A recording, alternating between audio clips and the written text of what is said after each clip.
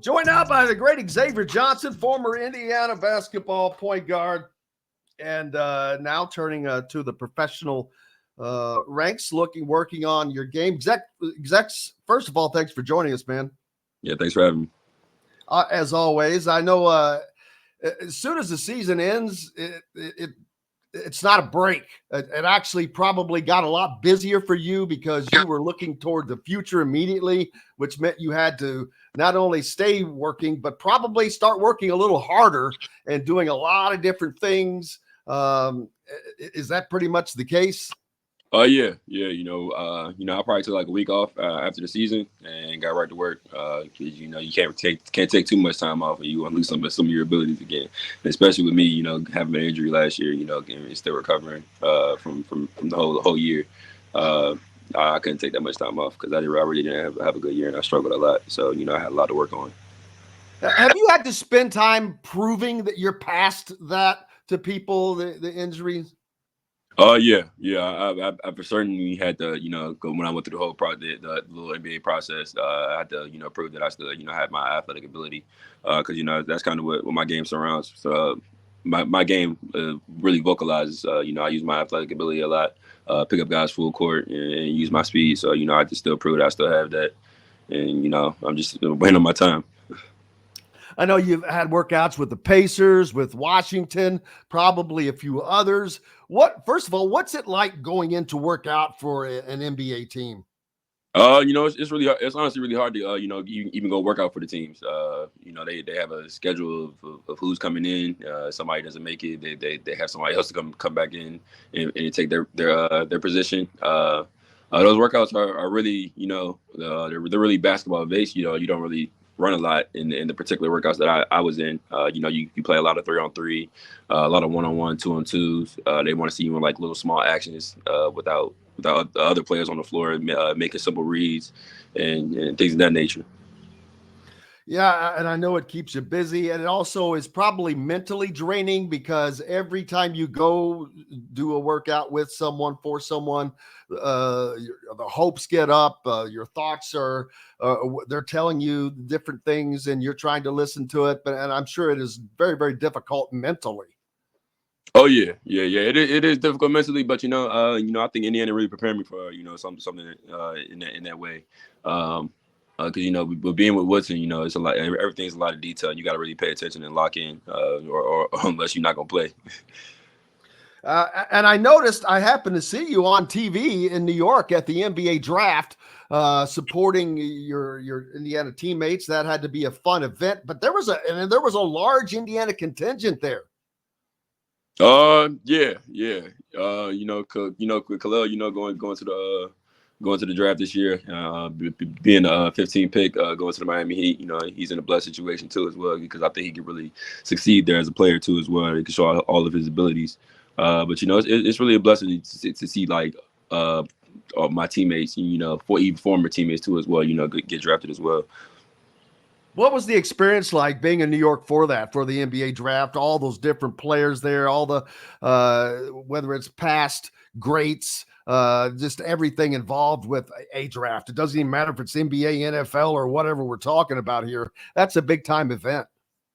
Me personally, I wasn't at the NBA draft, but I thought I saw you on TV, man. Oh yeah, nah, I look similar to a lot of people now. With my beard. No, it is. I remember going, hey, there's X. Oh yeah, nah, yeah, nah. I do. Everybody thinks like I look like everybody else. So with the beard, so I might have to cut it off again. You're sliding into anonymity, which could be a cool thing as well. But also there are other things that coming up. You're going to be playing somewhere next year, regardless. We know that, whether it's overseas or with an NBA team. And there's some stuff going on with former Hoosier Noah Vonleh right now over in China. I don't know if you've seen any of that, but I've seen a lot of that seems like a bad situation to be in. Our friend, a good friend of the show, Mo Creek, he was in a situation in Ukraine just a couple of years ago when that war broke out. I remember we had him on from over there. When you're overseas, some stuff can happen, man. Yeah. You know, you just got to go to the right place in the right spot. You know, I got a lot of friends overseas, over the waters, and you know, of course, in the NBA too as well. So you know, I get to hear both sides of each situations. Uh, you know, of course, the NBA, you know, is always a good situation, and playing in the G League too as well. But you know, overseas is a grind. What a lot of people don't know, it really is a grind. You know, I think you play like one basketball game a week, and you got all practices like the whole week. And then I think once you get there, you have like a whole you have like a month. I think one of my boys said you had like a month full of two day practices, and I'm like, man, it is a grind now. It is a grind, but that's what you got to. And That's what you signed up for, and you got to work for. yeah, even like Jordan Hulls on the Indiana staff now. He was playing in Germany right up until he took the job that he has with Indiana. Literally walked off of the court and into his job at IU. He was playing at his highest level probably at the time as well with that. So he had a pretty good situation. And like you said, you got to watch where you go. And I would be afraid to go to a country like Russia or China or places like that and play, to be honest with you. Oh yeah. I would love to go across the country. You know, a lot of people don't get to go see other places. So you know, basketball is really a blessing to play the sport because you know it takes you all the way across the country. It takes you everywhere. You know, I've been to a lot of places already. Basketball has taken me. You know, it's really a blessing to actually get to play basketball overseas, any sport overseas. Honestly, Are there some places though that you're afraid to and don't want to go to? um, Not to now. I doubt that they're listening, so you should be okay. um, you know, I'm scared right now a little bit because you know I've been reading some of the little like you know I've been on Twitter, you know, reading some of the politics things and things about Russia and us going to war, things of that nature. But that's the only place I'm probably really scared of right now. Yeah, it is crazy when you get outside of your own country. Things do change, man. Yeah. So, what do you spend your time doing right now as you're trying to? The summer league's about to come up. I know you would like to find a spot on one of those rosters. Right now I'm working out. I'm at home. I just got home. You know, I was in Indiana well, I was in Vegas first for pre-draft, and then I came back to Indiana for like about 3 weeks, and then I came back. Now I'm back home. Now that I'm back home, though, you know, I've been working out with a shooting coach because you know that's my biggest weakness, or I would say in my game, and that's what a lot of NBA teams, you know, evaluated me as, you know, not really a good shooter. You know, one of my workouts I had a really good shooting workout. And you know, I'm just trying to really work on my shooting and get it as consistent as possible. You know, I'm gonna keep working at it every day because you know I think that'll make my dream come true. Because you know a lot of dudes get paid for shooting the ball, and you know I think I can't be a liability in the NBA if I want to play there and not be able to knock down a three ball. We've got to get you hooked up with the shot father, Todd Larry, former Hoosier, who's a good friend of the show and contributes each week. He's one of the he's amazingly Indiana back in the 90s. Right now, if you looked into the record books of the top 11 all-time three-point shooters, 5 of those guys were on the same roster together. How That's great. mesmerizing is this? And Todd is one of those. But you had Todd Larry and Damon Bailey and Calbert Chaney and Pat Graham. Just phenomenal shooting. 5 of the top 11 all time on the same roster. Yeah, I mean, I think that's why they won a lot of games too. That's right. Shooting cures a lot of ills, doesn't it? Oh yeah, it does. Indiana's brought in a ton of talent in this offseason through the portal. The portal has changed. You've seen college basketball go from where it was, which was, you know, what I would call normalcy, to the Wild West now with NIL, with unlimited transfers, which changes teams virtually every year. What has that experience alone been like? You know, when I first came to went to college, you know, as you say, it was kind of normalcy. Yeah. You know, it was different because you know, I would say like when you went to a college, you usually, you know, usually stay there for 3 or 4 years throughout your whole college career. You really don't have that many transfers.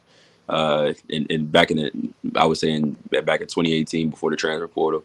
But it's kind of different though now because like when you go with the new transfer portal rule and you can transfer how many times you ever want now. So it is really different because you got to get to know your teammates really fast and usually you get those 2, 3 years you with those guys and learning who they are.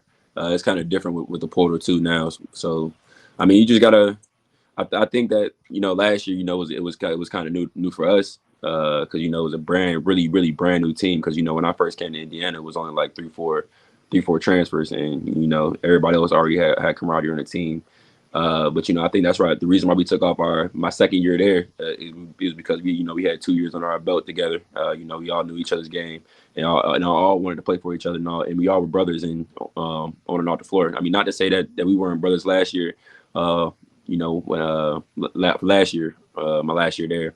But I just think it's kind of different though because you got new guys in there, and as you see in the first year that I was at Indy, we weren't really as successful. We made the tournament, but we had our bumps on the road along the way. Yeah, and this year's team is even more different. They added more different players. As a matter of fact, I'm trying to think who all wasn't on the pro. It's easier to think who was already on the program. You got Galloway and Leo and McKenzie and Renew and Gabe Cups. Am I missing anybody else? Is everybody else new?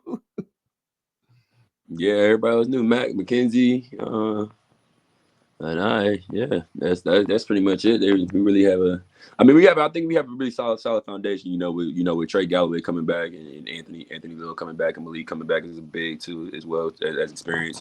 And Gabe and McKenzie and Jakai too in a way because he's watched the whole thing go through as he recovered. But I think they really do have a good foundation. I think they have a lot of competitors on the team now. Not to say that we didn't have competitors. That's not throw a shot at us. But I think that team is really going to be a good team because I think they have an inside force with Balo, and they have they have the guard play too as well. Because I think that's one place we struggled in last year, including myself. Guard play was an issue. Yeah, and you had to fight the injuries again last year, and Indiana didn't have the depth at guard that they probably needed to cover that like they do this year.